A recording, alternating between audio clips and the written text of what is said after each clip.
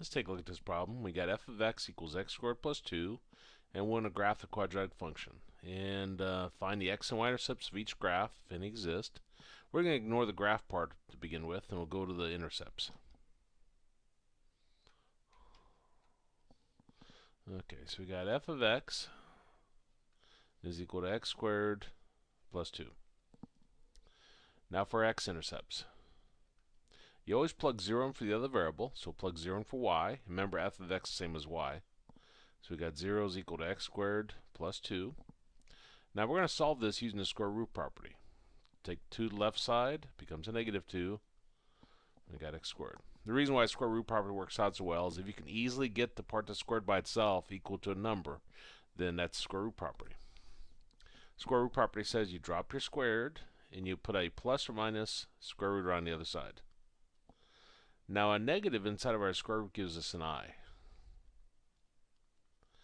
Now, whenever you're trying to find the x-intercepts and y-intercepts, if you come up with an I, that means there is none.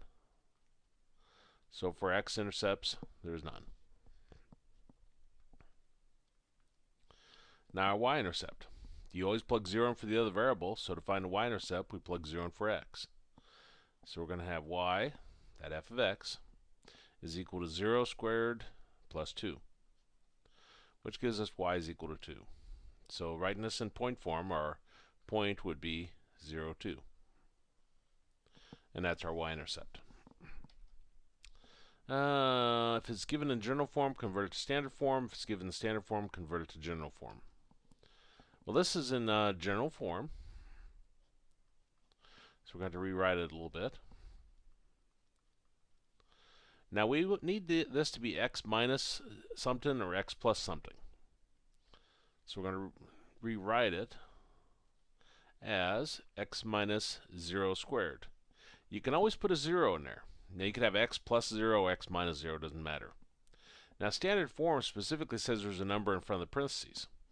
You wouldn't have to put that there, but I'm going to put it there just to really demonstrate what that number is. If you do not have a number already in front of the parentheses, you can always put the invisible 1. And this is our standard form. So we got f of x is equal to 1 times x minus 0 squared plus 2. Now if it's in standard form, this is our a, so a is equal to 1. This is our h, and it's always opposite sign, although 0 doesn't have a sign. H is 0. And this is our k, so k is 2. The reason why that's opposite sign is because our formula says we got x minus h. The minus there is what flips the sign. Now the a is equal to 1. Since a is positive, I know my graph's going to open up. That's going to help us with some of the other questions they're asking.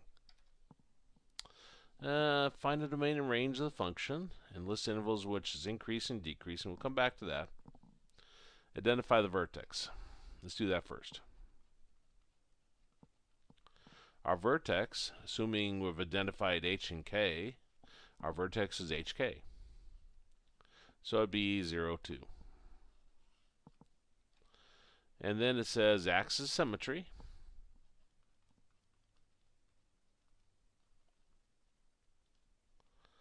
The axis symmetry, assuming you found h and k, is x equals h. Well, h we said was 0, so our axis symmetry is x equals 0. Now our graph opens up, so we obviously have a low point right here, which means we're going to have an absolute min. It's also a relative min. See how they're asking determine the yields of relative and absolute max or min. It's actually both. So our absolute min is going to equal to k, which k was 2.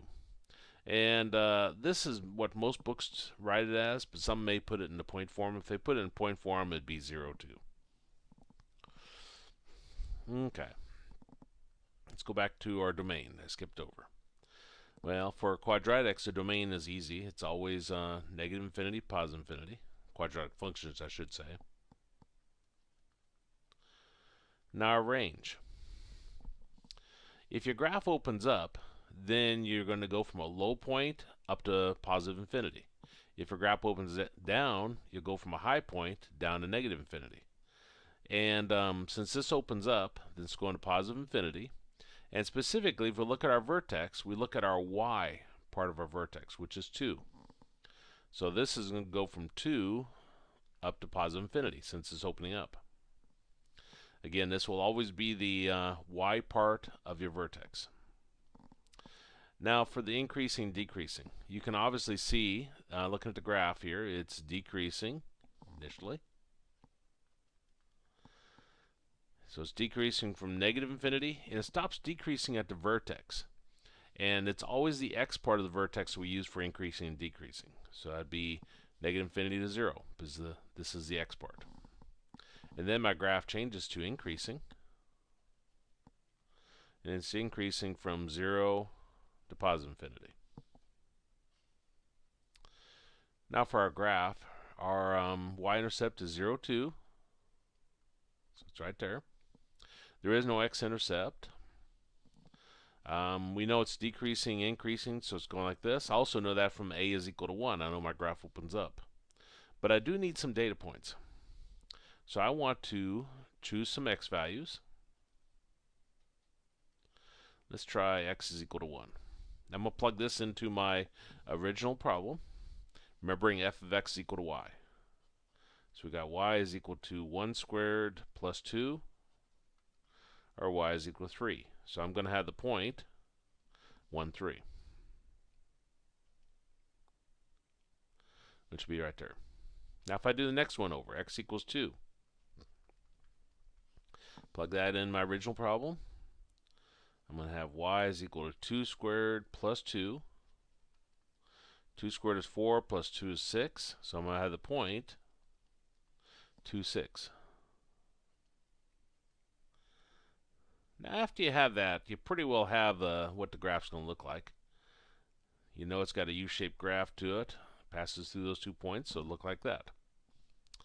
Now we found the axis symmetry is x equals 0. So that'd be that right there. Axis symmetry means after I have one side, I can flip it, reflect it across that line, and it'll give me the other side of my graph. So the other side of the graph more or less would look like that, and that's our graph. And that's all the different pieces that they want us to find for that problem.